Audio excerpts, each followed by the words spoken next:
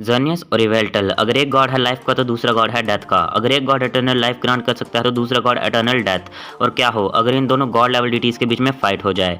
So hey the boys and girls, welcome back to legendary Lucario. And आज हम बात करने वाले हैं जर्नियस और इवेल्टल के बारे में। अगर इन दोनों गॉड लेवल डिटीज के बीच में फाइट होगी तो उसका विनर कौन रहेगा। फाइट का विनर हम डिसाइड करेंगे कुछ राउंड्स के बेसिस पे, जो कि रहेंगे types and abilities, move set and overcome weakness, and finally 1 versus 1 battle. अगर कोई पोकेमोन पिछले 2 राउंड हार भी जाता है बट वो थर्ड राउंड को जीत जाता है तो हम उसी पोकेमोन को ओवरऑल फाइट का विनर कंसीडर करने वाले हैं, क्योंकि ये राउंड सबसे ज्यादा इंपॉर्टेंट रहता है। बैटल में किसी तरह की रिस्ट्रिक्शंस भी नहीं रहने वाली हैं। पोकेमोन्स कुछ भी कर सकते हैं, अपनी माइटी पावर्स का भी यूज कर सकते हैं। तो अगर तुम्हें ये वीडियो पसंद आती है तो वीडियो को लाइक कर देना, और अगर तुम चैनल पे नए हो तो सब्सक्राइब भी जरूर से कर लेना।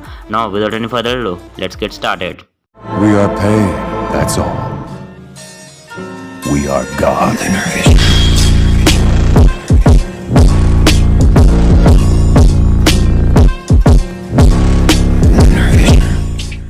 इस फाइट को स्टार्ट करने से पहले हम जर्नियस के बारे में कुछ चीजें जान लेते हैं। जर्नियस को इंट्रोड्यूस किया गया था जेन 6 में, जिसे हम लाइफ पोकेमोन के नाम से भी जानते हैं। जर्नियस के बेस स्टैट 680 रहते हैं, जिसमें हमें इसका एचपी, अटैक और स्पेशल अटैक काफी ज्यादा इंप्रेसिव देखने को मिलता है। इसकी पोकेडेक्स एंट्रीज के अकॉर्डिंग ये एक ऐसा लेजेंड है जो इटर्नल लाइफ तक शेयर कर सकता है और हजारों सालों तक एक ट्री की फॉर्म में सोया रहता है। जर्नियस के 2 मोड्स रहते हैं, न्यूट्रल मोड और अटैकिंग मोड। अटैकिंग मोड में आते ही जर्नियस के हॉर्न 7 डिफरेंट कलर्स में शाइन करने लगते हैं।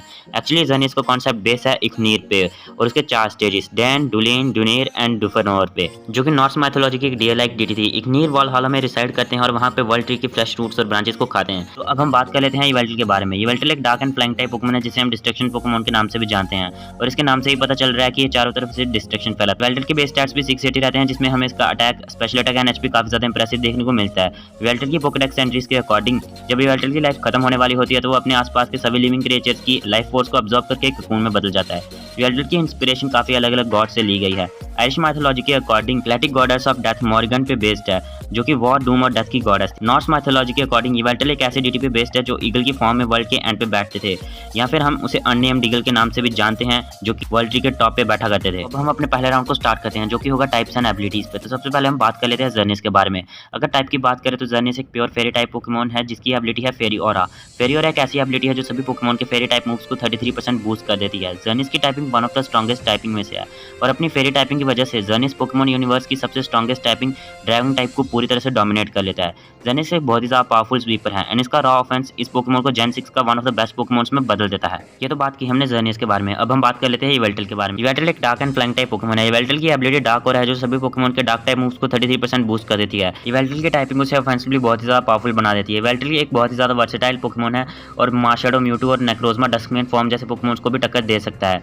वेल, अगर हम बात करें एबिलिटीज की तो इन दोनों पोकेमोन की एबिलिटीज सेम है। जहाँ पे जर्नियस की एबिलिटी फेरी टाइप मूव्स को 33% बूस्ट कर देती है, वहीं पे इवेल्टल की एबिलिटी डार्क टाइप मूव्स को 33% बूस्ट कर देती है। और टाइपिंग के मामले तो हमें साफ साफ दिख रहा है कि इवेल्टल का इस फाइट में कोई भी चांस नहीं है। जर्नियस की फेरी टाइपिंग उसे एक बहुत ही बड़ा एडवांटेज दिला देती है इस राउंड में, और इसी वजह से जर्नियस को इस राउंड में मिलता है 1 पॉइंट और इवेल्टल इस राउंड में हार जाता है। तो अब हम बात कर लेते हैं अपने सेकंड राउंड के बारे में, जो कि होने वाला है मूव सेट और ओवरकम वीकनेस पे। जर्नियस की फेरी टाइपिंग डिफेंसिवली बहुत ही ज्यादा स्ट्रॉन्ग है, जो इसे सिर्फ पॉइजन और स्टील टाइप से ही वीक बनाती है। जर्नियस इन दोनों टाइप से 2 टाइम्स डैमेज लेता है। जर्निस के मूव पोल काफी ज्यादा डाइवर्स है, जहाँ पे वो साइकिक, नॉर्मलाइज, ग्रास, फेरी, बग, फाइटिंग और ड्रैगन टाइप मूव्स को सीख सकता है सिर्फ लेवल अप करने से। जहाँ पे स्टील टाइप मूव्स के लिए जर्निस के पास क्लोज कॉम्बैट रहता है काउंटर करने के लिए, बट उसके पास ऐसा कोई भी मूव नहीं है जो पॉइजन टाइप पोकेमोन्स को काउंटर कर सकें। इतनी अच्छी टाइपिंग होने के बाद भी जर्निस अपनी एक वीकनेस को पूरी तरह से ओवरकम करने में फेल हो जाता है।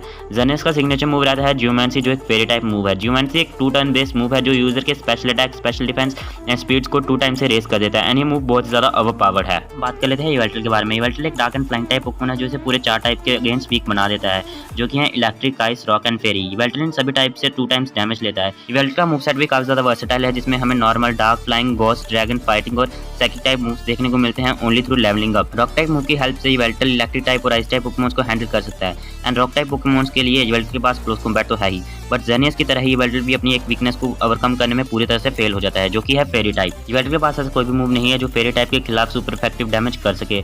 इवेल्टल का सिग्नेचर मूव रहता है ओब्लिवियन विंग। ये एक फ्लाइंग टाइप मूव है विद पावर 80। इस मूव को करने के लिए जर्नियस आसमान में ऊंचा उड़ने लगता है और रेड लाइट की एक बीम शूट करता है, जिसके लगते ही कोई भी चीज पत्थर में बदल जाती है। ओब्लिवियन विंग से हुआ 75% डैमेज यूजर अपने आप को हील करने में यूज कर लेता है। अब तक तो दोनों ही पोकेमोन इस राउंड में बराबरी पर चल रहे थे, बट इवेल्टल के पास इस राउंड में एक एडवांटेज है।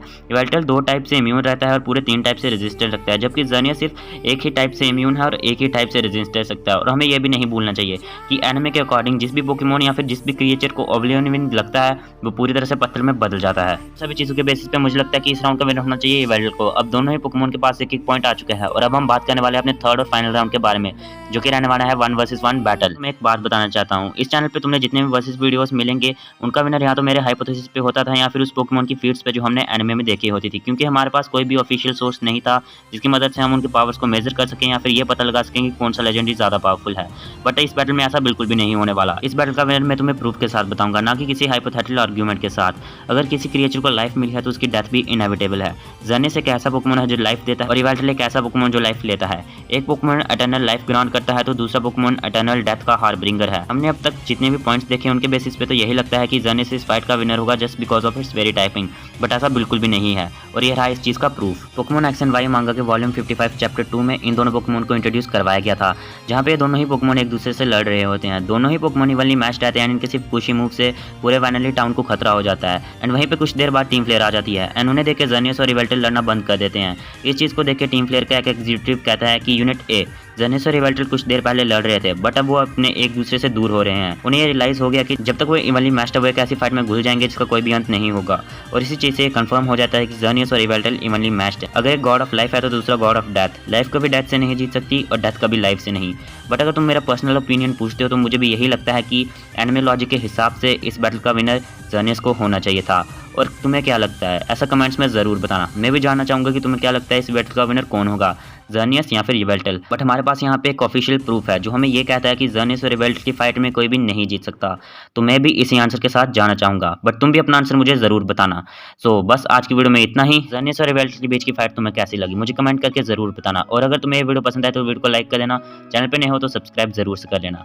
मिलते हैं तुमसे एक नए वीडियो में एक नए टॉपिक के साथ। Until then sayonara.